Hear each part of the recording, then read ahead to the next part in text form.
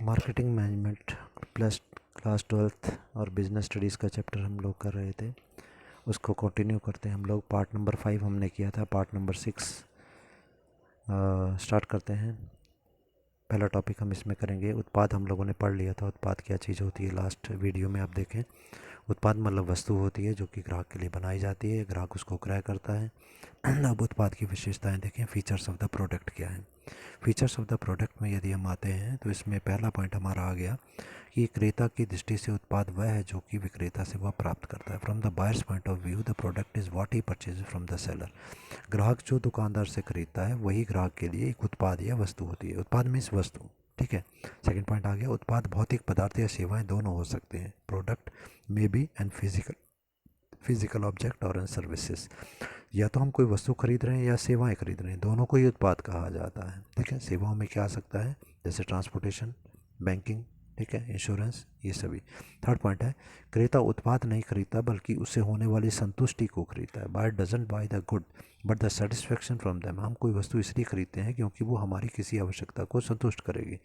अगला टॉपिक हमारा है उत्पाद से प्राप्त संतुष्टि के प्रकार या फिर types of the satisfaction received from the product. अब हम जब एक वस्तु खरीदते हैं तो उससे हमारी कौन सी आवश्यकता संतुष्ट होती है। पहला पॉइंट इसमें दिया गया, कार्यात्मक संतुष्टि हमारे को मिलती है, that is known as functional satisfaction. जैसे हम कपड़े को किस लिए खरीदते हैं, हमने क्यों कपड़े खरीदे, क्योंकि हम पहनना चाहते हैं और अपने शरीर को ढकना चाहते हैं, सर्दी से बचना चाहते हैं, ठीक है, धूप से बचना चाहते हैं। तो वो क्योंकि वस्तु या कपड़ा एक कार्य करता है हमारे शरीर को सुरक्षित रखने के लिए, तो ये फंक्शनल सेटिस्फेक्शन हो गई। दूसरा पॉइंट आता है मनोवैज्ञानिक संतुष्टि, जिसको हम से कहते हैं साइकोलॉजिकल सेटिस्फेक्शन। हर एक व्यक्ति चाहता है कि मैं अच्छा दिखाई दूं और इसलिए मुझे अच्छे कपड़े पहनने हैं। तो ये अच्छे कपड़े पहनने हैं, ये हमारी एक मनोवैज्ञानिक संतुष्टि हो गई। हमारा मन करता है कि हम भी अच्छे कपड़े पहने, तो ये अच्छे कपड़े पहनना हमारी साइकोलॉजिकल सेटिस्फेक्शन कहलाएगी। तीसरे प्रकार की संतुष्टि जो होती है उसको हम कहते हैं सामाजिक संतुष्टि या फिर सोशल सेटिस्फेक्शन। कपड़े पहनकर समूह में हम मान्यता प्राप्त करना चाहते हैं, क्योंकि समाज में हम देख रहे हैं कि हमारे जो पड़ोसी हैं वो अच्छे कपड़े पहन रहे हैं, हमारे मित्र जो हैं उनके पास अच्छे कपड़े हैं, इसलिए हमने भी वैसे कपड़े पहनने हैं, उनके जैसे ही कपड़े पहनने या उनसे अच्छे कपड़े पहनने। तो समाज में हम एक स्थान प्राप्त करना चाहते हैं और उस स्थान प्राप्त करने को हम कहेंगे सामाजिक संतुष्टि या फिर सोशल सेटिस्फेक्शन। अगला टॉपिक आया हमारा वस्तु का महत्व या इंपॉर्टेंस ऑफ द प्रोडक्ट। ये वस्तु या प्रोडक्ट महत्वपूर्ण क्यों होता है। पहला दिया गया, वस्तु समस्त विपणन क्रियाओं का केंद्र बिंदु है। Product is the centre of all the marketing activity. जितनी भी वस्तु को बेचने के लिए क्रियाएं प्रयास किए जाते हैं, विज्ञापन इत्यादि किए जाते हैं, सबका केंद्र बिंदु एक ही होता है, वस्तु, ठीक है। वस्तु के लिए ही सारी क्रियाएं की जाती हैं, वस्तु ही फैक्ट्री में बनाई जाती है, वस्तु ही बेची जाती है, वस्तु के लिए विज्ञापन होता है इत्यादि। दूसरा है विक्रय, विज्ञापन, विक्रय संवर्धन आदि सब कुछ वस्तु पर निर्भर है। हमारी वस्तु कैसी है उसके अनुसार ही हम विक्रय का तरीका ढूंढेंगे, विज्ञापन भी वैसा ही करेंगे। विक्रय संवर्धन मतलब बिक्री को बढ़ाने का प्रयास भी हम उस वस्तु के लिए ही करते हैं। So sales, advertisement, sales promotion all depends upon the product. Third one is वस्तु के कारण ही रोजगार उपलब्ध होता है। Product provides the employment opportunity to many people. अभी हमने क्या पढ़ा, विक्रय करना तो विक्रयकर्ता को नौकरी पर रखना होगा, विक्रय संवर्धन करना, विज्ञापन करना तो उन लोगों को रोजगार मिलेगा, विक्रयकर्ता आएगा उसको रोजगार मिलेगा, ठीक है। वस्तु हम बना रहे हैं तो बनाने वालों को रोजगार मिल रहा है, दुकानदारों को रोजगार मिल रहा है। कहने का मतलब एक वस्तु के कारण ही बहुत सारे लोगों को रोजगार मिल रहा है। अगला है वस्तु के कारण ही व्यवसाय प्रगति करता है। Due to the product only the business develops. हमारे पास एक वस्तु है और अच्छी क्वालिटी की है तब वस्तु प्रगति करेगा, और वस्तु की क्वालिटी अच्छी नहीं है तब प्रगति नहीं करेगा। वस्तु के कारण ही विक्रेता जीवित है। Sellers income is all due to the product. अगर हमारी वस्तु दुकान में ऐसी है जो बिकती है तो विक्रेता की दुकान चलती रहेगी। अगर वस्तु ऐसी है जो नहीं बिकती, हम ऐसी वस्तु दुकान में रख के बैठे हैं, तो विक्रेता का जीवन नहीं चलेगा, दुकान उसको बंद करनी पड़ेगी। तो वस्तु के कारण ही मध्यस्थ भी जीवित होते हैं। Middle man is also due to the product. मध्य में कौन आ रहे हैं, थोक के व्यापारी, फुटकर व्यापारी वगैरह वगैरह जितने भी आते हैं वो सारे के सारे इस वस्तु के कारण ही पैसा कमा रहे हैं। परिवहन ट्रांसपोर्टेशन की बात करें तो ट्रांसपोर्टेशन भी इसी कारण चल रही है कि व्यक्ति तो जा ही रहे हैं, साथ में सामान भी जा रहा है। और यदि व्यक्ति जा रहे हैं तो वो सेवा भी तो आ गई, वहाँ पर हम सेवा दे रहे हैं ना। ट्रांसपोर्टेशन वाले हमारे को एक जगह से दूसरी जगह ले जा रहे हैं, उसके बदले हम उनको किराया दे रहे हैं। तो वस्तु जा रही है चाहे सेवा जा रही है, दोनों तरीके से परिवहन जीवित है। वस्तु के कारण ही भंडारण भी जीवित है। Warehousing also exist due to the product. अगर वस्तु होगी तो गोदाम भी होंगे, और गोदाम में वस्तु को सुरक्षित भी रखना होगा। अगला है, वस्तु के कारण ही वित्त प्रदाता भी जीवित हैं। फाइनेंसिंग कंपनी जो है वो इसके लिए जीवित होती हैं। अगर हम वस्तु नहीं बनाएंगे तो हमारे को पैसे की आवश्यकता भी नहीं है, और पैसे की आवश्यकता नहीं है तो जो फाइनेंस वाली जितनी भी कंपनियां, बैंक इत्यादि जितनी भी कंपनियां हैं वो सब बंद हो जाएंगी। अगला है, वस्तु के कारण ही तो सेवा प्रदाता जो है वो जीवित है। Service provider also exist due to the product. सेवाएं प्रदान करने वाले, अभी हमने पढ़ा कि वस्तु क्या है, चाहे कोई एक प्रोडक्ट है या कोई भौतिक वस्तु है या कोई सेवा है। तो सेवा देने वाले जो कंपनियां हैं वो भी इसीलिए जीवित हैं, क्योंकि वो वस्तु बेच रही हैं या सेवा बेच रही हैं, कुछ भी बेच रही हैं। अगला है कि वस्तु के कारण ही विपणन अनुसंधान करना पड़ता है। Marketing research is focused on the product promotion of the product. विपणन अनुसंधान, कैसे हम वस्तु को ज़्यादा बिक्री करें, उसकी बिक्री को कैसे बढ़ाएं, उसमें सुधार कैसे करें। हम ये सारी खोज कर रहे हैं, रिसर्च कर रहे हैं, अनुसंधान कर रहे हैं। ठीक है, तो ये सारा क्यों कर रहे हैं हम अनुसंधान? वस्तु को सुधारने के लिए कर रहे हैं। तो फोकस हमारा वस्तु पर ही है। अगला है, वस्तु पर ही संस्था का लाभ निर्भर करता है। Profit of the firm depends upon the product. हम वस्तु करें वस्तु की क्वालिटी पर। अगर वस्तु की क्वालिटी बहुत अच्छी है तो प्रॉफिट ज़्यादा होगा, वस्तु की क्वालिटी अच्छी नहीं है तो प्रॉफिट अच्छा नहीं होगा। अगला हमारे को दिया गया, उत्पाद विशेषता विचारधारा, product attributes concept. It's an combination of the two attributes. उत्पाद विशेषता विचारधारा, उत्पाद की विशेषताओं की यदि हम बात करें, वो एक वस्तु में क्या विशेषताएं हो सकती हैं, तो दो प्रकार की विशेषताएं हैं। पहला है स्पर्शनीय विशेषताएं, टेंजिबल एट्रीब्यूट्स। कोई वस्तु हमारी होती है तो उसके लिए दो प्रकार की विशेषताएं उसमें होंगी। पहली है टेंजिबल, टेंजिबल या स्पर्शनीय मतलब जिसे देखा छुआ जा सकता है। टेंजिबल जिसे छुआ जा सकता है। जैसे हमने एक मोटरसाइकिल खरीदी है तो या बेची है, तो ये क्या होगी? स्पर्शनीय, जिसे हम देख सकते हैं, छू सकते हैं, कोई वस्तु है ये। दूसरा हो गया अस्पर्शनीय विशेषताएं, इनटेंजिबल एट्रीब्यूट्स, जिसे देखा छुआ नहीं जा सकता परंतु वस्तु होती है। जैसे हमारी कंपनी का ब्रांड नेम, हमने कोई वस्तु बनाई और उसका एक नाम रखा, नाम बहुत लोकप्रिय हो गया। तो नाम लोकप्रिय हो गया पर ये कोई वस्तु थोड़ी है जिसे छुआ नहीं जा सकता। कंपनी की छवि, गुडविल, ख्याति, मान सम्मान हमारी कंपनी का, तो ये भी एक वस्तु वैसे तो नहीं है, छुआ नहीं जा सकता, पर है, उसके कारण हम लाभ तो कमा रहे हैं। गारंटी हम दे रहे हैं, वारंटी हम दे रहे हैं, पैकिंग हमारी कंपनी की बहुत अच्छी क्वालिटी की है, उसके कारण भी बिक्री बढ़ जाती है। अगला आता है हमारा उत्पादों के प्रकार, टाइप्स ऑफ द प्रोडक्ट। अब वस्तुएं जो होती हैं, ये प्रोडक्ट होते हैं, ये कितने प्रकार के होते हैं? पहला आ गया उपभोक्ता उत्पाद, जिसे हम कहते हैं कंज्यूमर प्रोडक्ट्स। अब उपभोक्ता उत्पाद कौन से होते हैं? जो अंतिम उपभोक्ता को बेचे जाते हैं, कि जिसको ग्राहक खरीदेगा और उसको यूज़ कर लेगा। जैसे हमने एक शर्ट खरीदी, उसे हमने पहन लिया, हमने घड़ी खरीदी, उसे हमने यूज़ कर लिया, साबुन हमने ख़रीदा, उसे हमने यूज़ कर लिया, बिस्कुट, ब्रेड, मिल्क, वेजिटेबल, सब्जियां वगैरह हमने खरीदी, इनको हमने खा ली। तो जिन्हें ग्राहक खरीद करके यूज़ कर लेता है, कंज्यूम कर लेता है, खपत कर लेता है, तो उन्हें हम कहते हैं उपभोक्ता उत्पाद या फिर कंज्यूमर प्रोडक्ट। दूसरा आ गया औद्योगिक उत्पाद या इंडस्ट्रियल प्रोडक्ट्स। तो ये क्या होता है? ये अंतिम उपभोक्ता को पदार्थ दिए जाते हैं निर्मित करने के लिए। ठीक है, मतलब ये हुआ व्यापारी इन चीज़ों को खरीदते हैं। क्यों? क्योंकि इससे कोई पदार्थ और बनाए जाएंगे और उन्हें बना करके हम बेचेंगे। जैसे कोई चमड़े का व्यापारी है, लोहे का व्यापारी, कोयला का व्यापारी, मशीन का व्यापारी, मोटर का व्यापारी है, तो हम क्या कर रहे हैं? जैसे मशीन मोटर हमारी कंपनी बनाती है, तो हमसे एक व्यक्ति ने मशीन खरीदी और उस मशीन पे आगे और वस्तुएं बना बना के वो बेच रहा है, तो जिससे और ज़्यादा आगे उत्पादन हो जाए, वो औद्योगिक या इंडस्ट्रियल प्रोडक्ट हो गया। थर्ड हो गया टिकाऊ उत्पाद या ड्यूरेबल प्रोडक्ट, जिसका जीवन काफ़ी लंबा होता है। टिकाऊ उत्पाद का मतलब बहुत लंबे समय तक जो वस्तु टिकी रहती है। जैसे हमने टीवी खरीदा, कई वर्षों तक चला, फर्नीचर है, घड़ी है, पंखा है, तो ये बहुत लंबे समय तक चलते हैं और इनका जीवन भी लंबा होता है और इनको हम कई बार यूज़ करते हैं। ऐसा नहीं खाने पीने की वस्तुओं की तरह एक बार यूज़ किया और वो ख़त्म हो गया, बल्कि इनको हम बहुत लंबे समय तक बार बार यूज़ करते हैं। चौथा पॉइंट हमारा है शीघ्र नाशवान उत्पाद या पेरिशेबल प्रोडक्ट्स। पेरिशेबल प्रोडक्ट्स या शीघ्र नाशवान क्या होगा? जल्दी नष्ट हो जाते हैं, मतलब एक प्रयोग के बाद ही ये समाप्त हो जाते हैं, इनका जीवन बहुत ही छोटा होता है। जैसे हो गया दूध, भोजन, अंडे, सब्जी, खाने पीने की वस्तुएं। अगला आ गया हमारा सुविधाजनक उत्पाद या कन्वीनियंट प्रोडक्ट्स। सुविधाजनक मतलब उपभोक्ता बार बार इनको क्रय करता है और न्यून प्रयासों के द्वारा क्रय कर लेता है। बहुत थोड़ा सा खर्चा करना और इसको वो खरीद लेता है। इसी सुविधाजनक हमने कहा, थोड़े से पैसों में सुविधापूर्वक इसको खरीद लेता है और इसको बार बार खरीदता है। जैसे कि एग्जाम्पल हमने दिया DSLI, मैच बॉक्स हो गई, नमक हम खरीदते हैं, टूथपेस्ट हम खरीदते हैं, मोमबत्ती कैंडल हम खरीदते हैं, तो थोड़े से पैसों से और हम बार बार क्रय करते हैं, रोज़ काम आने वाली वस्तुएं। 6 पॉइंट है बिक्रीगत उत्पाद, जिसको हम शॉपिंग प्रोडक्ट्स बोलते हैं, जिसे खरीदते समय हम विशेष, जो क्रेता होता है, बायर होता है, विशेष सावधानी रखता है, बिक्रीगत। ठीक है, तो इसका मतलब है शॉपिंग करते समय, बिक्री के समय हम विशेष सावधानी रखी जाती है। वस्तु को खरीदते समय हम देखते हैं उसकी विशेषताएं क्या हैं, उसकी कीमत कितनी है, किस किस्म की वस्तु है, उसका आकार अच्छा है कि नहीं, उसका डिज़ाइन अच्छा है कि नहीं, उसकी उपयुक्तता हम दूसरी कंपनी के प्रोडक्ट के साथ करते हैं कि भाई इस कंपनी की चीज़ अच्छी है कि उसकी चीज़ अच्छी है, उसका रेट कम है कि इसका रेट कम है, तो उसमें ज़्यादा गुण है कि इसके ज़्यादा गुण है, कौन सी कंपनी ज़्यादा गारंटी दे रही है, हम बहुत तुलना करते हैं, सावधानी रखते हैं। एग्जाम्पल के लिए फर्नीचर हो सकता है, टीवी हो सकता है, शूज़ हो सकते हैं, गहने हो सकते हैं, ऑर्नामेंट हो सकते हैं इत्यादि। अगला हमारा जो प्रोडक्ट है वो है विशिष्ट उत्पाद या स्पेशलिटी प्रोडक्ट।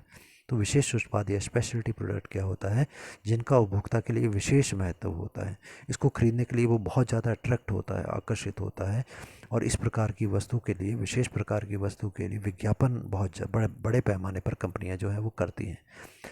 बहुत बड़े पैमाने पर जब हम विज्ञापन करते हैं तो उससे हमारा ब्रांड नेम बहुत लोकप्रिय हो जाता है, फिर ग्राहक उसी ब्रांड की वस्तु को खरीदने के लिए तत्पर हो जाता है। विभिन्न निर्माता से तुलना हम यहाँ पर नहीं करते, क्योंकि हमारा उस ब्रांड पर विश्वास हो गया, फिर हम उसकी तुलना नहीं करेंगे कि किसी भी कंपनी की चीज़ है, हम केवल ब्रांड नेम ही देखकर उस वस्तु को क्रय कर लेते हैं। इसमें एग्जांपल क्या आ सकते हैं, किसी अच्छी कंपनी की कार हो सकती है, स्कूटर हो सकता है, मोबाइल फ़ोन हो सकता है, टीवी हो सकता है, फ्रिज हो सकता है, पेन इत्यादि हो सकता है। उसके बाद में नेक्स्ट टॉपिक हमारा आता है वस्तु पंक्ति या वस्तु मिश्रण, प्रोडक्ट लाइन और प्रोडक्ट मिक्स क्या चीज़ होता है। सामान्यतः हम ये कहेंगे कि विक्रेता या जो निर्माता है, फैक्ट्री वाले जो हैं, वो एक वस्तु नहीं बनाते, या एक कंपनी जो होती है वो केवल एक ही वस्तु नहीं बनाती बल्कि अनेक वस्तुएं बनाती है। और अनेक वस्तुएं बनाने का उद्देश्य क्या होता है, अनेक वस्तुएं बनाने का उद्देश्य होता है कि सभी प्रकार के ग्राहकों को हम अपने ग्राहक बना लें। जो अमीर ग्राहक हैं उनके लिए अलग वस्तु बना दें, गरीबों के लिए अलग बना दें, मीडियम लोगों के लिए अलग बना दें, औरतों के लिए अलग बनाएं, बच्चे, मतलब हर प्रकार के ग्राहक के लिए वस्तु बना दें ताकि सभी हमारे हो जाएं। तो कहने का मतलब ग्राहकों की विभिन्न इच्छाओं को पूरा करके हम अधिकतम लाभ कमाएं, ये हमारा उद्देश्य होता है। इसके लिए हम क्या करते हैं, 3 लेवल पर निर्णय लेते हैं, 3 स्तरों पर हम निर्णय लेते हैं। क्या क्या स्तरों पर निर्णय लिए जाते हैं देखें। पहला होता है वस्तु मद, प्रोडक्ट आइटम। ठीक है, वस्तु मद या प्रोडक्ट आइटम। आइटम हमने कहा तो एक वस्तु हो गई। एक वस्तु का मतलब है जब एक वस्तु के बारे में विशिष्ट विवरण या विशेष विवरण, विवरण मतलब डिटेल, जब हम एक वस्तु के बारे में डिटेल में सोचते हैं, समझते हैं, बताते हैं, तो उसे हम कहेंगे वस्तु मद या प्रोडक्ट आइटम, एक वस्तु के बारे में।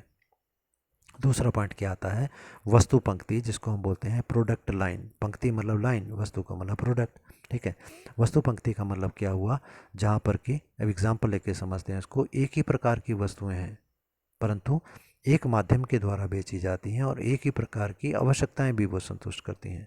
मतलब कंपनी की एक प्रकार की वस्तुएं एक ही माध्यम द्वारा बेची जाएं और एक ही प्रकार की आवश्यकता को संतुष्ट करें। जैसे एग्जांपल यहाँ पर हमने लिखा, हिंदुस्तान लीवर लिमिटेड एक कंपनी है जो कि 19 टाइप के नहाने के साबुन, बाथिंग सोप्स बनाती हैं। सब नहाने के साबुन है पर 19 टाइप के बना दिए, अलग अलग फ्रेगरेंस, अलग अलग कलर, कुछ महंगे, कुछ सस्ते, कुछ में कुछ डाला है, कुछ में कुछ डाला है, ऐसे करके हमने 19 टाइप के बना दिए ताकि हर प्रकार के वर्ग के व्यक्ति, हर पसंद के व्यक्ति उनको खरीदें। कुल मिलाकर उद्देश्य क्या है, हमारे साबुन खरीदें। ऐसे ही ये कंपनी जो है, इसने 9 टाइप के डिटर्जेंट पाउडर्स बना दिए। कपड़े धोने के साबुन, सर्फ जो है या पाउडर जो है वही 9 टाइप के बना दिए, तो कोई ना कोई तो खरीदेगा ही ग्राहक। तो कहने का मतलब ये है, हम एक वस्तु की बहुत सारी टाइप बना दे रहे हैं आगे। अगला आता है हमारा, जिसको हम कहते हैं वस्तु मिश्रण या प्रोडक्ट मिक्स। इंपॉर्टेंट है, एग्जामिनेशन के हिसाब से प्रोडक्ट मिक्स कई बार पूछ लिया जाता है। तो उत्पादक विभिन्न प्रकार की वस्तुओं का निर्माण यदि करता है और उन सभी प्रकार की वस्तुओं के समूहों का निर्माण करता है। ठीक है, इसका मतलब ये हुआ, जैसे कंपनी पेस्ट बना रही है, पाउडर बना रही है, साबुन बना रही है, क्रीम बना रही है, यहाँ पर वस्तु की ब्रांडिंग को ध्यान में रखा जाता है, पैकिंग को ध्यान में रखा जाता है, लेबलिंग को ध्यान में रखा जाता है, उसका कलर कैसा है, उसका डिज़ाइन कैसा है, किस टाइप की वस्तु, किस साइज़ की वस्तु है, वस्तु को बेचने के बाद आफ्टर सेल सर्विस का हम कितना जो है कितने टाइम तक सर्विस प्रोवाइड करेंगे, वस्तु का वेट कितना होगा, इसके बारे में हम निर्णय लेते हैं। ठीक है, ध्यान रखें, इनके बारे में निर्णय लिया जाता है। तो वस्तु जब बनाई जाती है, कोई वस्तु हमने बनानी है, तो उस वस्तु के बारे में ये सब चीज़ें ध्यान में रखेंगे कि वस्तु किस प्रकार, उसका ब्रांड नेम क्या रखा जाएगा, कैसे उसका विज्ञापन करेंगे, कैसे उसकी पैकिंग रखेंगे, क्या उसके ऊपर लेबल चिपकाएंगे, किस रंग की वस्तु बनाएंगे, उसका डिज़ाइन कैसा होगा, पैकेट कैसा होगा, उसकी किस टाइप की वस्तु होगी, कितनी टाइप की बनाएंगे, उसका साइज़ कैसा रखेंगे, उसके बाद में गारंटी वारंटी कितने टाइम की हम देंगे, उसका वेट कितना होगा, क्या वो हल्की होगी, भारी होगी, इन सब के बारे में निर्णय लिया जाएगा। तो ये सब सारे निर्णय जब इकट्ठे हम लेते हैं तो उसका एक मिक्सचर, एक मिश्रण बन जाता है, जिसको हम बोलते हैं प्रोडक्ट मिक्स या वस्तु मिश्रण। अगला टॉपिक हमारा आता है वस्तु मिश्रण के परिवर्तन को प्रभावित करने वाले घटक, factors influencing changes in the product mix. अभी जो प्रोडक्ट मिक्स हमने बनाया, इसको कुछ चीज़ें प्रभावित कर सकती हैं। तो कौन कौन सी चीज़ें प्रभावित कर सकती हैं? तो पहला पॉइंट इसमें आ गया मांग में परिवर्तन, चेंज इन द डिमांड। वस्तु की मांग जब परिवर्तन हो जाती है, किसके कारण हो सकती है?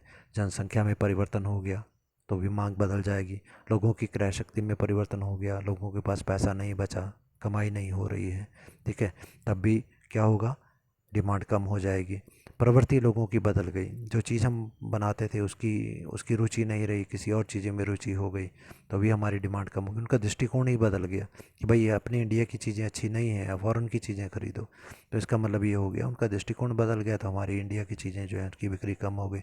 लोगों की आय में वृद्धि हो जाने से अब लोगों के पास काफ़ी पैसा आ गया। पहले तो वो सस्ती वस्तुएं खरीदते थे क्योंकि इनकम कम होती थी, अब उनकी इनकम बढ़ गई है, तो क्या होगा? सस्ती वस्तुओं को अब वो नहीं खरीदेंगे, सस्ती वस्तुओं की मांग कम हो जाएगी। तो मांग में परिवर्तन हो जाने के कारण भी प्रोडक्ट मिक्स में चेंज हो जाता है। दूसरा क्या चीज़ है? फाइनेंस, जिसे हम कहते हैं वित्त या फिर पैसा।